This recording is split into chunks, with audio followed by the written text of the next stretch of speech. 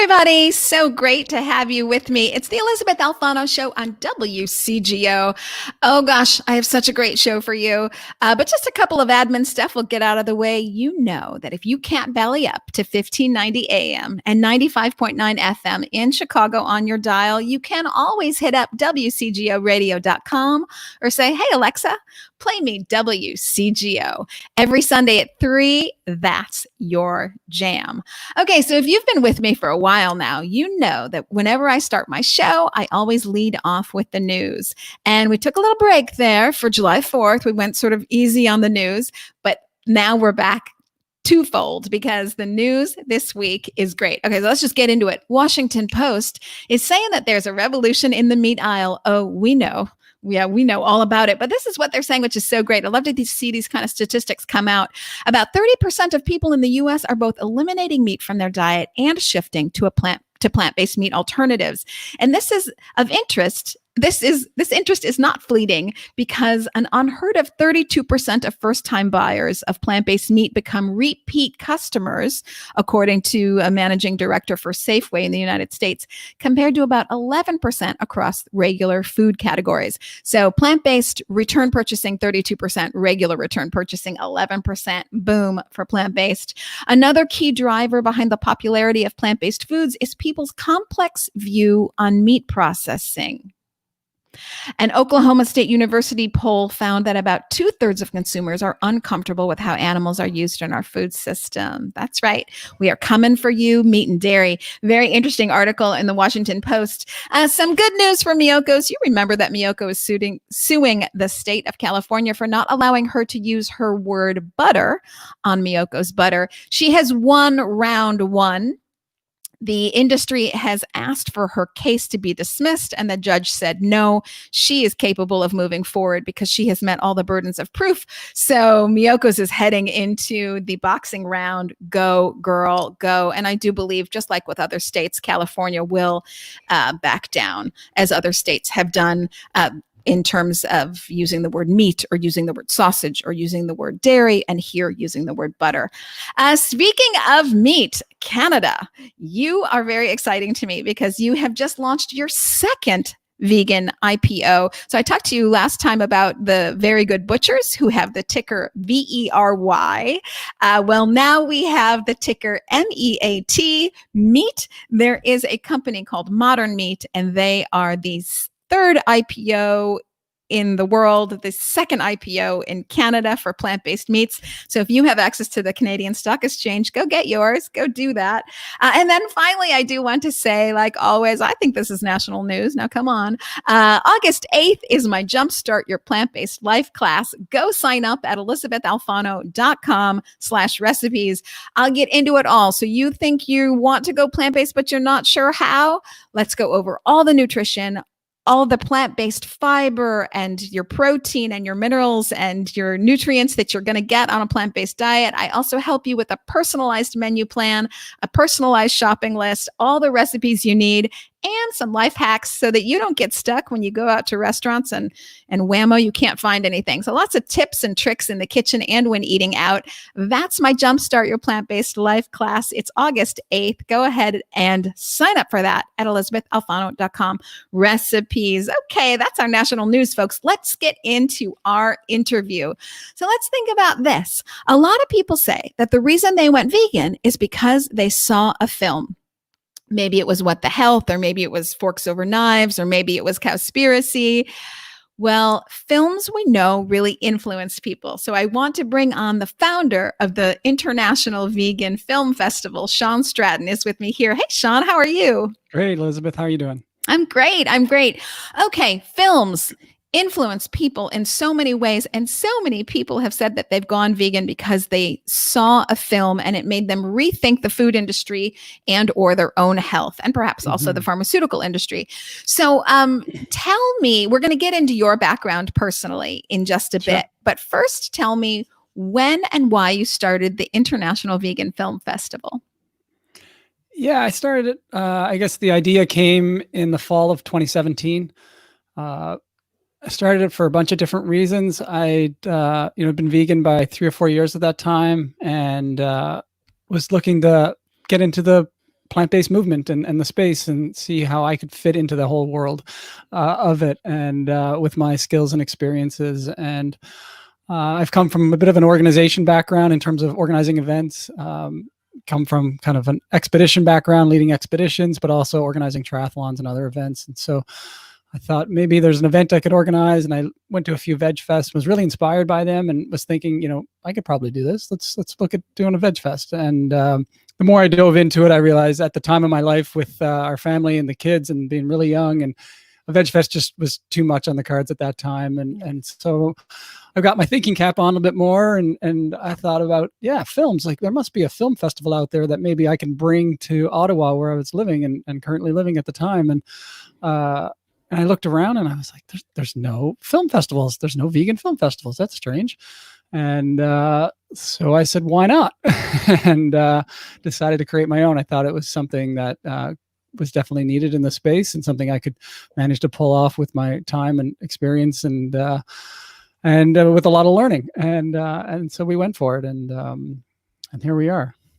Yeah, I love that you say this, that you saw a white space. I have a show also called the Plant-Based Business Hour, and we talk about sort of a hole in the market as a white space. And you were like, okay, I can fill that hole, and how entrepreneurial of you to do that. And we'll get into your business background in just a little bit. But I want to answer Rebecca Allen's question, because I feel the same. I want everyone to know, how can we watch the Vegan Film Festival, especially now we'll talk about COVID times, and she wants to check it out.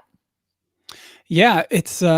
We've actually we had it up for 2 months on through our website and through YouTube, and we've just taken it down on June 30th. This was the 2019 festival. That was our world tour, and I can get into explaining all that. But the next round of the festival is going to be in October, and so we're going to have a virtual event, and it'll probably be over a week with some video on demand, and then maybe some live streaming with question and answer with filmmakers, and we can get into that. So the main festival will happen in October.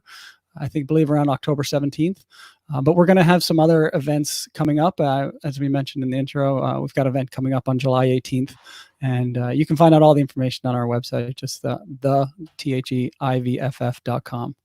Okay, so if you watch the ticker going across the Facebook screen, I do have the website right there. It is THEIVFF.com, right there below on your screen. Okay, so just kind of, go ahead.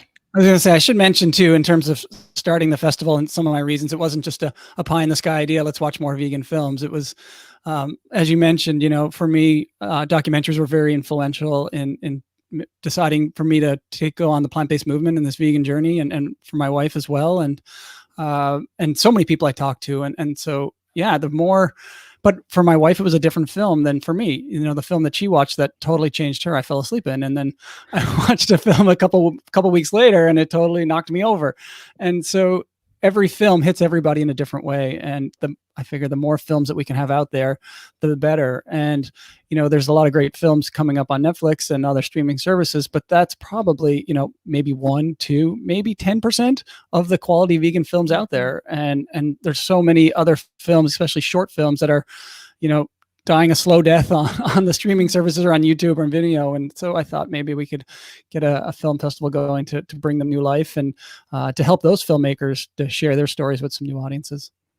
Yes. So in the 2019 to 2020 round, there was just a short film that I loved called The Cows Come Home, or When the Cows Come Home. Oh my gosh. I really recommend that people find that. Can they still find it on the IVFF.com website, or now since you've closed that down? Yeah, you can't find it live on our site, but you can find out information about it, and you may be able to find it on their own site. A lot of the films are on the filmmakers' websites that are free. So you may just have to do a bit of searching around to find that. Some aren't, but most are. It's up to the filmmakers on what they want to do with their own films.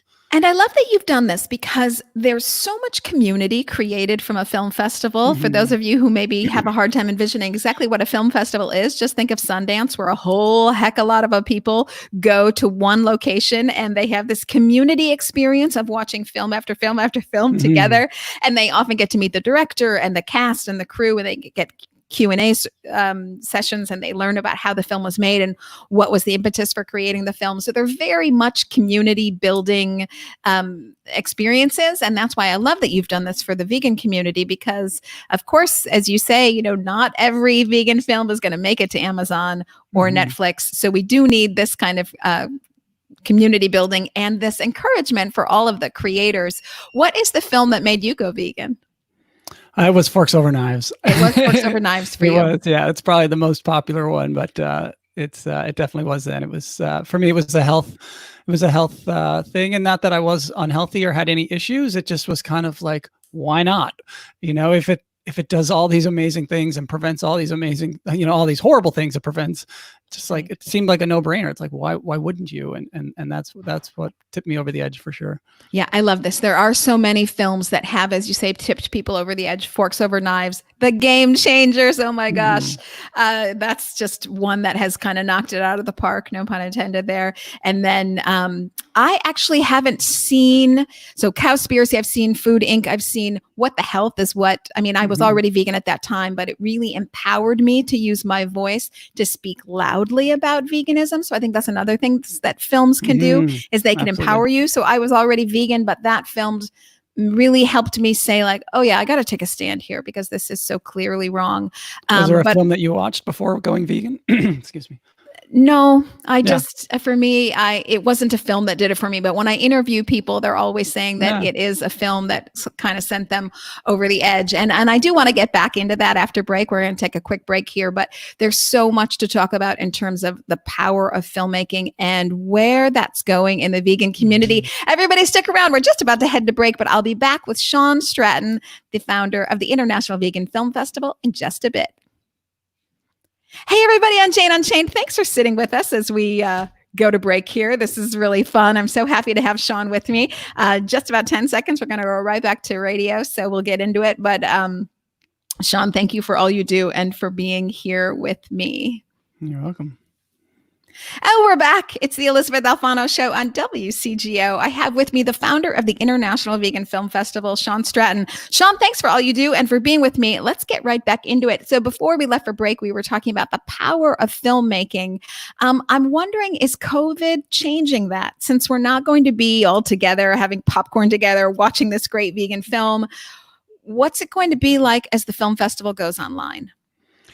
Yeah, it's changing daily, weekly, monthly for sure. And you know, I think there's a lot of opportunities that are coming. It's really easy to get bummed out and think that, wow, it's all going to change and it's not going to be the same as last year. But at the same time, I think that brings tremendous opportunity. And you hear things people talking about in business and technology that, you know, this COVID has just put us ahead, you know, perhaps 5 or 10 years. And I always kind of had the envision of, you know, eventually putting it online and putting more of the films online. And that's just sped that up by 3 or 4 years, because I was like, I'm not really sure how to do that, but I'll figure it out. I'm sure there's a way to do it. Well, I just figured it out in the last week. Of course you did.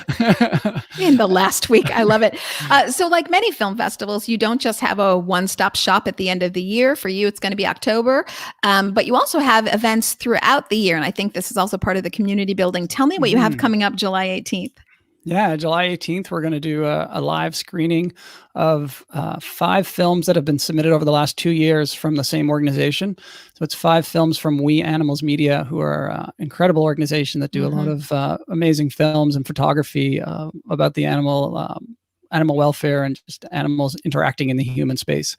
And so we picked 5 of those films, and we're going to stream them one after another. It's about 50 minutes or so of actual film time, but we're going to bring in 2 of the folks from We Animals, Joann and Kelly, and they're the filmmakers and photographers, and Joann's the founder of We Animals, and they're going to do little introductions of the films and maybe tell a bit behind the scenes of the stories of how they got made and some stories that came out from the filming of those. And then they're going to stay after for a live Q&A. And so that's going to happen on July 18th at 5:30 Pacific time and 8:30 Eastern. We're really excited. Yeah, I never wanted this to be a once a year event. And with the film festival before COVID, we would have the event in October, and then we would have a world tour after. that we would take kind of the best of the short films, about 2 hours of running time, and then we would work with local hosts around the world in their communities, and they would purchase a license for the film festival, and they would organize a screening in their own community, in their own theaters. Unfortunately, obviously, in COVID times, that can't happen right now, and so we're scrambling to come up with ways to engage with our community. And so I would like to have this live stream event, throughout the year, and perhaps monthly, if not every couple of months, and really give it an opportunity to bring the audience closer to the filmmakers and interact and ask questions, which, frankly, in the live events, we weren't able to do that. Every year we'd bring 1 or 2 filmmakers in, but we didn't have the budget to bring everybody in and have that time and interaction. So that's definitely a positive that's coming from this moving online. Yes, I think so too. There are actually, there are negatives, obviously, of COVID. So many, and our hearts on this channel and from my show go out to anyone suffering from COVID. It's been such a stressful time. But as businesses reinvent themselves, it is surprising to see, there's actually a benefit here. And by moving it online, you're going to save some costs, but you're going to get a lot more discussion. Granted, it's discussion in a different way, but you're going to get a lot more discussion. Let me tell you, is there any concern? Let me ask you, is there any concern as you move online that people are going to say, oh gosh, there's no difference between this and just watching things on Netflix with some friends? And so do you anticipate that it's going to be hard to get people to come for the exact dates and times that you want them to come? Yeah, that's a good question. I think, talking to an advisor recently from our board, and, she said, Shawn, really what you have is you have everything around the films is what makes you the festival, and it makes the festival unique. And it's like, a lot of these films potentially are available online elsewhere, but people don't have access to the filmmakers. People don't have access to the stars in the shows, or the people that the documentaries are about. And so I'm really working on crafting the experience around the film, and not the film is obviously, we want to watch it and learn about it, but we want to find out what's going on, in the films, making of the films, why the films, what's happened after the film has been released, because that, a lot of times that changes. And so, curating the experience around the film and not just making the film as the highlight. I think that's fascinating that you say that, and so critical. And I can see where if you're really paying attention, if that's the goal, then moving it online isn't really going to affect much for you. I have a great question here from Tom Vincella, and I love this question. Shawn, how is a movie considered vegan? Except for a documentary that might talk about your diet or animals, but if it's not a documentary, how would you decide if it's vegan? Yeah, I get that question a lot, and it's kind of confusing for some people, especially those that aren't vegan. They ask, well, what's a vegan film festival? Like, do you eat vegan food there and watch other random movies, or what is it? And I like to think of it as it's a vegan themed film festival, and so we watched vegan themed films, and we actually have 5 categories of films. And so we have an animal welfare, we have environmental protection, health and nutrition, lifestyle, and then this year we added the public service announcement category. And so the films that are submitted are in different categories. And so, the majority of them are documentary style films, but we get music videos, we get fictional films, we get kids films, we get some monologues or some presentations that were given, some speeches, all kinds of films. And so it's really comes back to the vegan theme. Is there a vegan theme to the film? And I was actually recently submitted someone submitted recently a horror film, a vegan horror film. And so it's totally fictional, and their kids are in it. And, they made a note to say that, like, the kids didn't see any of the gore and they were not involved in most of the stuff, but they did do some acting in it. And so, there's lots of fictional themed vegan films. Yeah, I love that you answer that, because I was just about to ask, are they all documentaries, even if the theme is, different categories, but are they all documentaries? And it's great to see that there's actually some scripted stuff that's completely fiction. A couple of years ago, we had a mockumentary that came from France, and it was really funny. It was actually the first year, and I did show it, and the directors encouraged me not to tell people it was a mockumentary. They encouraged me just to get up there and show it, just say, hey, this is a film from France, and show it. And that really backfired because half of the audience didn't realize it was a mockumentary. Oh gosh. and Anything can go down at the International Vegan Film Festival. Yeah, people were actually shouting at me from the theater. I had 6 people get up and walk out. It was a fiasco. Oh my gosh, hold that thought. We're going to get into it when we come back right after break. It's the Elysabeth Alfano Show on WCGO. Oh, I love it. A mockumentary from France. I just love it. I just love what you do. I'm so gosh darn excited about it. When we come back after break, we're going to talk about Netflix and Amazon. And if you get them to the negotiating table, it's exciting times. Hold on, folks. We're about to come back. Hey, everybody. We're back. It's the Elysabeth Alfano Show on WCGO. I'm here with the founder of the Vegan International Film Festival. So right before we left, we were talking about the plethora of vegan films that are out. And I'm wondering, are big buyers, so not just the watchers who are going to watch the Vegan Film Festival in October online, but also on July 18th, you have an exciting event. You can go to theivff.com to find out more. But I'm wondering, are you getting buyers to the table? Netflix, Amazon, are they paying any attention? You know, I haven't gotten personal calls for it. I'm not sure if I haven't yet. They're probably calling more the filmmakers, but you know, they're definitely, obviously our information is out there, and we do release kind of the new films coming out each year. It tends to, the films that have been submitted so far in the past couple of years, including this year, tend to be, you know, smaller, independent, you know, shorter films. There's definitely some that are full feature films, but you know, we've got a great story from the first year with 73 Cows and 73 Cow film. Yeah. And so that was filmed. And, you know, when they submitted that, when Alex submitted that, he sent me an email before he submitted and was like, I've got this film about the sanctuary. I'm not sure if it fits your festival. Like, what do you think? And, you know, it ended up winning the grand prize at the festival. And a few months later, it went on to win the BAFTA award, the British Film and Television Award, which is essentially the Grammys the Oscars for the UK. And so, yeah, I think that they're probably looking, because it's neat. You know, big part of why I want to do this is to try to uncover some of those independent filmmakers that, you know, don't have the big budgets, but are having a compelling story and have a creative way of showing films and stories. And I think we're successful at that. And you never know what's going to come out each year. And it's really neat to be a part of releasing some newer films.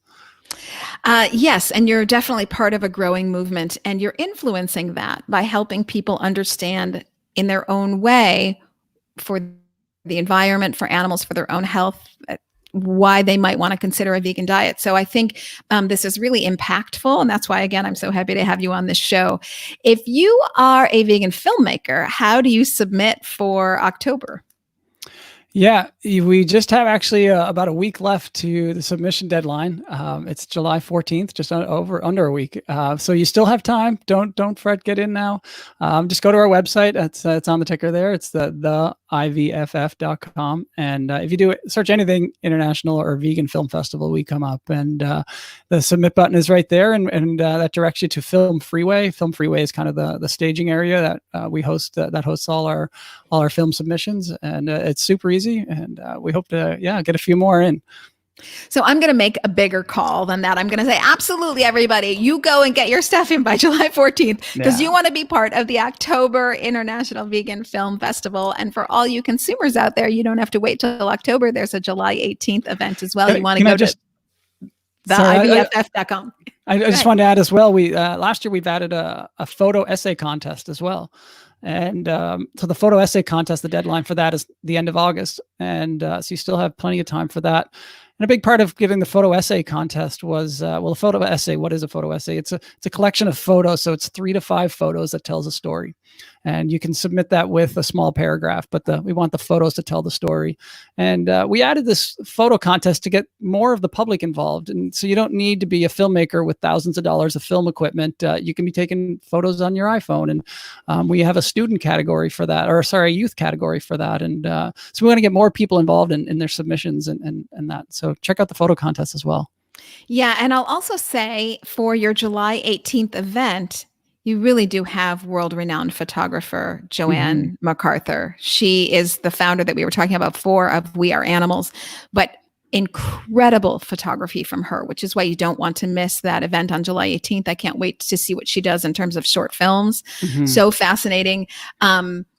So Yes, so you've just got a lot on your plate that you're doing. I also want to make a larger call out, not just for the creatives to submit by July 14th to the October Film Festival, but also because when you think of creatives, you think of directors and visionaries. I want to call on writers everywhere, even if they're not submitting to the film festival. Start writing in vegan characters into your films, into your books, into your short movies. I want to see out there in general, not just at the Vegan Film Festival, but in mainstream. Yep. I want to see more vegan characters out there and more vegan storylines. This is why I mentioned things like Netflix, because when the film Okja came around by the Korean director who won the Academy Award for Parasite, this was his movie prior to Parasite. I was so thrilled to see a non-vegan film be out there. Right. Or veganism. Yeah, absolutely. That's a great point. I think we're a minority within the group, and I think we're growing strong, and I think it will become more visible in the films and TV world soon. Yes. So everybody has their marching orders. Go do it. So we've talked a little bit about you and starting the festival, and we really want to make sure we get those details out there. But I'd love to hear about your journey. You told me what was your favorite film, but when was the moment you knew that you would go vegan? Was it that moment while you were watching the film, or were there other things going on? The film was the tipping point, but when was the moment you said, that's it, I'll never go back? I don't know if there was a explicit moment. It was really my wife that started the whole journey. I was never a huge meat eater. Being on expeditions for the most part of 15 years, we didn't have meat, when we're off in the wilderness for a month at a time very much. And so it didn't, I enjoyed a good barbecue here and there, but it wasn't a huge thing in my life. And my wife, I think she decided one day that she'd heard on a podcast that you recover from running injuries on a plant-based diet a little better. And she was kind of at her wit's end with a running injury training for a marathon, and was like, okay, I'm going to try this. And I was like, what? Because she was the last person I would have thought. And she signed up for a Colleen Patrick Goudreau 30-day challenge. Sure thing. And followed the 30-day challenge and hasn't looked back. Like, she went cold turkey. And I was like, okay, I'll support you. I do actually most of the cooking at home. So I was like, well, I'll do it at home, but when I go out, I'll eat whatever I want. And I was actually heading to Brazil for a wedding, like 2 weeks after she went. So I was like, maybe I'll at least wait till after Brazil if I do this. A family wedding. I didn't want to be ostracized right away. I needed to build my thicker skin, I think, at that time.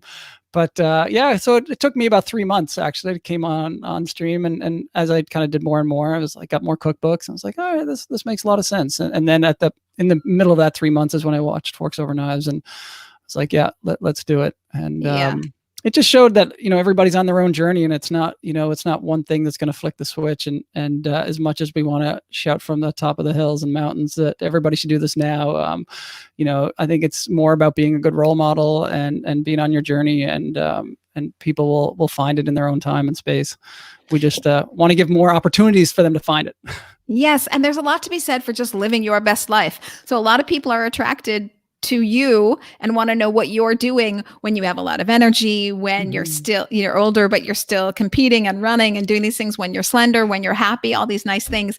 So you were saying that, this is how you came to be. Sort of your wife started, talking about like recovery faster as an athlete. You are a 2-time Ironman competitor and an ultra marathon competitor as well. So when you switched over to a plant-based diet, how did that go for you?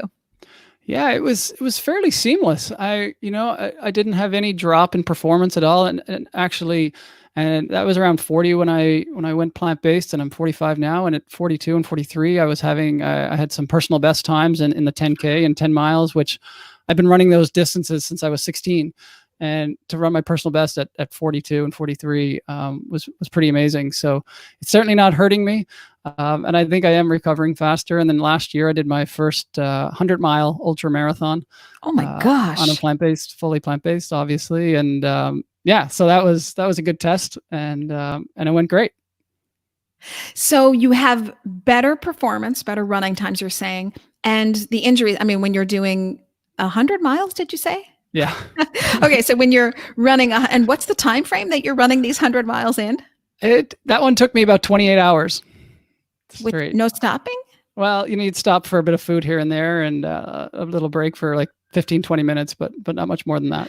So what's your recovery after running through the night 100 miles? Yeah, it's just keeping your feet up, and it's not as much the body, it's more like the brain just getting back on time. And so you take a week and you take a week off running, and eat some good food, and hope your kids give you a little space, and just put your feet up and try to relax. But yeah, I took probably a week or two off running, and didn't have any major injuries come from that. And it was obviously just an incredible experience that I'll never forget, and perhaps I'll even do one again someday. Well, okay, folks. So you don't have to listen to us talk about how films changed our life. If that isn't something that's going to change you to have that kind of performance at 45, and see how, your neighbor right next to you, 45, is running 100 miles through the night. If that doesn't entice you to a plant-based diet, I don't know what will. We only have about 30 seconds left, but I'm wondering if you can give us a sense for Canada. They've got 2 IPOs now that just happened for plant-based. I'm wondering, how is Canada in the plant-based world? Are they coming around to the message? Yeah, absolutely. I think we're right there with the U.S. There's more and more companies coming on all the time. There's more and more bigger events that are growing.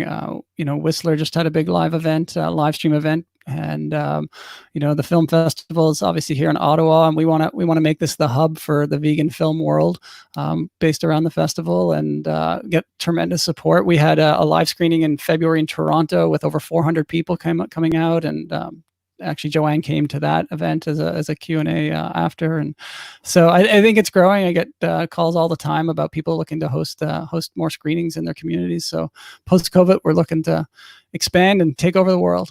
I love it. And Ottawa, of course, is such a sweet, sweet city. I've been there, and it's both French and English, and the capital. I really do love Ottawa. And I agree with you. Ottawa should be the vegan film capital of the world, headed by you. Shawn, I hope that you'll come back. I want to hear all about the film festival after it happens in October. I want to thank you for being with me and for all that I do. Shawn, don't go away. But the Elysabeth Alfano Show will be right back on WCGO. Woohoo, everybody, radio's over. Now we get Shawn all to ourselves. Shawn, do you have more time to spend with us? Because I've got more questions for you. Sure, yeah. Okay, great. So go Canada, go. I would like to see Canada stay on the path. There's so much good and exciting stuff. There's a lot of plant-based companies coming out of British Columbia, and there's a Veg Expo, and you guys. You mentioned in your news a couple of weeks ago how the government just gave $100 million to a plant-based company that's producing plant-based protein, I believe, or plant-based peas. Yeah, in Manitoba, I believe it is. That's right. Yeah. Yes, that Justin Trudeau is getting behind the plant-based world. So I just love to see it. It's so very exciting. Well, we didn't touch on this much because, as you sort of mentioned, you're a stay-at-home dad for the moment, and you're really putting yourself into the vegan film festival. But for a while, you were doing some corporate training after all of your wilderness expeditions, which you were leading for a while. You took those leadership lessons and took them to corporate America. I'm wondering, with your business background and then the knowledge you have in the vegan world, what are your predictions for the future? Now, of course, you're going to say we're all going plant-based, but beyond the fact that we're all going plant-based, in the next 3 to 5 years, where do you really see us? Yeah, obviously we just think it's going to grow and grow and grow, and I think mainstream media is taking on, taking more interest. I think I think a lot of the processed plant-based food is going to get more nutritious. Me too. I think that's going to be a big movement. It was first like, let's get it similar to meat, and now let's really work on the nutrition side, which is great.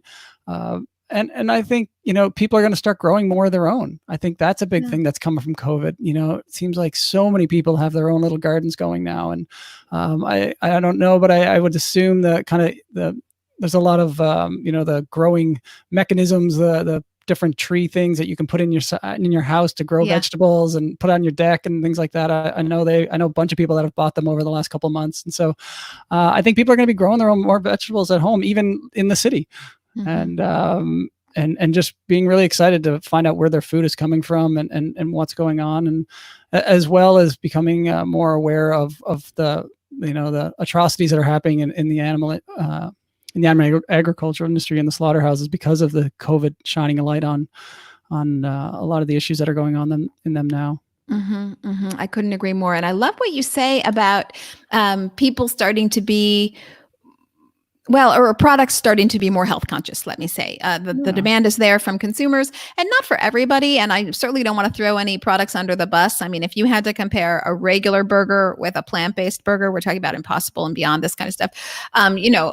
A regular burger is going to have cholesterol. It's going to have no fiber. It's going to have TMAO, trimethylene N-oxide, not good for you. It's going to have animal heme, not good for you. It's going to have antibiotics and hormones, et cetera. So, lots and lots of reasons a plant-based burger won't have any of that except fiber. It's going to have some fiber where the other one, not a whole heck of a lot, but at least going to have something where meat, when I learned this, I was like, what? Meat and has a lot less no water. Fiber. Yes, and a lot less water. Right.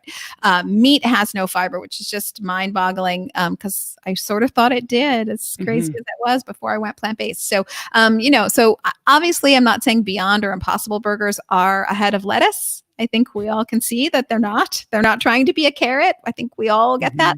But if you had to compare them, they're healthier. But I think your point is well taken. That a lot of truly healthy products are, to the extent that it can be when you're in a box and processed. I think you're going to see more of that in the marketplace. And for me, sorry, just to add with 3 small kids. My kids are 2, 7, and 8. And so, in the future, I really hope that, schools get more on board. And I know New York just started a Meatless Monday program with their schools. And I think my kids probably have 300 or 400 kids in their school. And I think they're the only 2 vegan kids in the school. Wow. But they have friends that are interested in asking, and the friends' parents are asking. And so I have a big hope for that growing within kids and kids pushing the adults. Yeah, I think that's fun that you say that. Eric Adams, who is the Brooklyn Bureau president and who put that into effect in New York, he was on this show, and I certainly do love him. Okay, we're talking about all this entrepreneurial stuff and these new products coming out. What do you have on the plate? I mean, obviously you have the film festival, but I think you said that you're going to dig in a little deeper to some vegan entrepreneurial stuff. Yeah, I've got too many things on the go at the same time, but don't we all? It's coming up soon. I'm going to be with Ronnie Gandiza, who I believe you know from the Plant-Based Network. Yes. We're going to be launching a podcast coming up, and it's called Plant-Based Profits. Oh, great.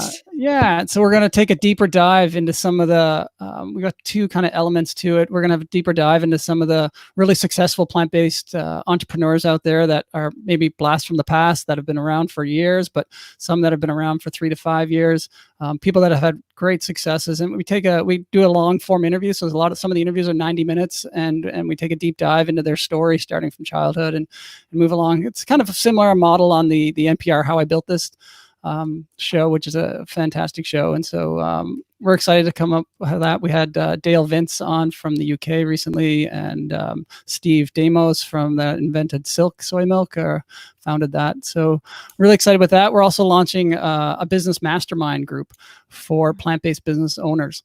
And it's really interesting. Some of my greatest times and kind of growth moments have happened in mastermind groups, and but they've never been with other plant-based business owners. And so I'm excited to get a group of plant-based business owners together to kind of mutually support a mastermind in this sense is kind of almost group coaching for people that have been there and done that. And so we're excited for those elements right now. And we're expanding the festival, throughout the world. And especially once COVID goes, we're going to be working with people in their own communities. If you live in a community that doesn't have, the film festival there yet, get in touch with us and we can work with it so we can have a screening in your community.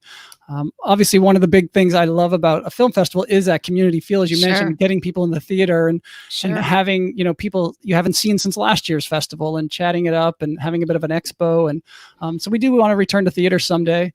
And we want people to return to theaters, in their own communities and make the film festival an annual event in their own community, the world tour. And so they know every February in, New York, it's coming to New York every February. So let's come out and watch it. And so, those are a few things we have on the go. And I do corporate leadership training and speaking, keynote speaking, and I'll always do that. That's a passion of mine. I have a book that I've just finished, my second book that's coming out shortly, called Forerunner, Lifelong Leadership Habits. And those are a few things going on. Yeah, yeah, that's just awesome. Well, you say that you still do your corporate leadership work, and I'm wondering if there is a phrase that you use if you're having a bad day or you're trying to wrap your mind around, like, okay, I got to get back in the space. Is there a phrase that you Mm. use to get yourself back in the groove? I always like to say nose to the grindstone, eyes to the sky. I love, I call it the ATS rule. It's all about doing your part and then some. Oh, And so, one of the best ways to get out of a funk is to do something for somebody else, and to do something more than you're expected to do, more than expectations. And so if everybody went around doing 10% more than they were expected to do, I think we'd be a lot better off. And so I'm always trying to do and then some. Okay, I'm going to do this, but I'm going to do and then something else and some more. And so trying to give that extra bit effort to help other people when you're in a funk, and that'll help you get out. yeah, that's great. Sort of along the same lines, there aren't a whole heck of a lot of advantages to getting older, but hey, there are some. What do you wish you knew 10 years ago that you know now? Yeah, it's, the common regret of most vegans is I wish I went sooner. Sure. How many lives could have been saved if we went sooner? But 10 years ago, wow. I wish I would say that, obviously being a father with three young daughters, they weren't around 10 years ago. So I had no idea what I was getting into. A lot of parents say that. I wish somebody told me I would have had 3 daughters, and I would have maybe approached things a little differently. No, but it's great. They teach me so much every day, and we're all on a big learning journey, aren't we? Yes, exactly right. Every day. Well, okay, kind of along the same lines, but a little bit more specific to our health, since you are a ultra marathon competitor and a 2-time Ironman competitor. Oh my gosh. Any tips for aging backwards? Obviously, the first thing you would say is go plant-based. You crazy people, go plant-based right now if you want to age backwards. And I say this all the time in my Jumpstart Your Plant-Based Life class and my top 10 tips for aging backwards, which I do every week. But I'm wondering if you have some life hacks about how to really, in your older years, let's say 40 plus, keep it rocking. Yeah, I think the big thing is, find out what you enjoy in terms of physical activity. And it's not all about physical activity. So many people come to me that have been maybe a little out of shape or want to lose a few pounds. And they say, oh, I'm doing all this gym. But like, I love the quote that says you can't exercise your way out of a bad diet. That's so true. Yes, of course. And so many people think they need to go to the gym first, but it's like, no, fix your diet first, and then let's work on the gym. But in terms of the fitness side, yeah, you got to keep moving. You got to keep your heart pumping. And too many people get caught in fads that they think they're going to do, and they spend too much money on equipment. And you got to find out what works for you. Don't be a runner because everybody else is running for you when you love biking. It's like, just go bike,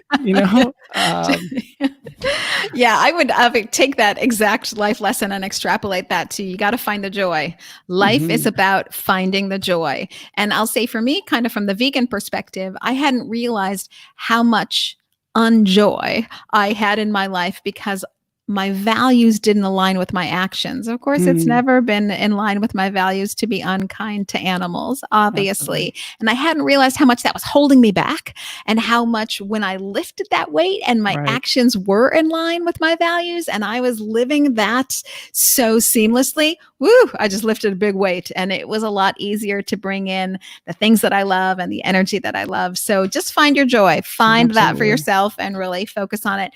Okay, my very last question for you today is you're running around, you're super crazy, you got 3 kids, my gosh, you don't have time for lunch. What is your go-to snack? Yeah, I would say dates. I'm a big fan of dates. Me too. Yeah. I hear you mentioned on the show you have the date syrup in the morning. I haven't found that yet, but I love chomping away on some dates. Yeah, so I do too. So I not only do I have date syrup in the morning, so I do my absolute every morning tofu power bowl. I take raw tofu. Yes, you don't have to cook it. It's just soybeans, folks.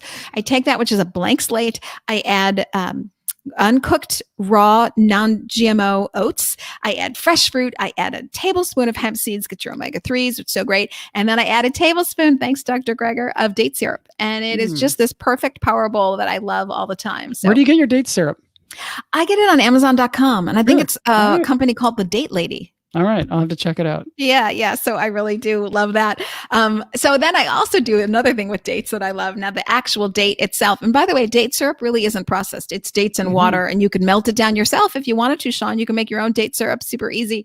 I take dates and I stick a salted cashew in the date. And it's like I've got the original protein bar. So you got fat, you got sugar, you got salt. And so when I'm on a plane or I'm taking, even hiking, I pull out my, date stuffed with cashew, and I'm like on cloud nine. So that is my original protein bar / candy bar kind of, because you're not saving calories on that one. I mean, it's, but you don't jam a chocolate chip in there as well? No, I don't. No, I draw the line at cashew and date, but I don't do it. All right, I'm going to try that out. Yeah, try that out as well. Shawn, I want to thank you for all that you do, for founding the International Vegan Film Festival. You guys, everybody, go July 18th online. TheIVFF.com is having an event with We Are Animals. Famed photographer Joann McArthur is going to be doing a bunch of short films. It's a short event. It's about 50 minutes of film watching and then a Q&A. You don't want to miss that on July 18th. And then, of course, get all of your submissions in by July 14th. For consideration to be included into the October Film Festival. Shawn, I hope you'll come back and tell us what it's all about after October. For sure. Yeah, absolutely. I love that. Thanks for having me. Yes, my pleasure. And everybody, just shameless plug, Awesome Vegans is going to be here every Wednesday. You know that. So always tune in at 1 p.m. And then the Plant-Based Business Hour, my business podcast and show, is here every Tuesday and every Thursday at 1 p.m. So you don't want to miss that. I talk to CEOs and innovators and scientists and analysts and all the people who are putting plant-based foods on the shelves, because ultimately, if we want a safe and secure future, we need a safe and secure food supply, and that is plant-based food. So check out the Plant-Based Business Hour every Tuesday, every Thursday, right here live, and then also both the Awesome Vegans and Plant-Based Business Hour are on iTunes as podcasts. Shawn, thanks for being with me. Everybody, TheIVFF.com, you know what to do. Over and out, everybody. Shawn, stay put. Bye, everybody. See you tomorrow for the Plant-Based Business Hour.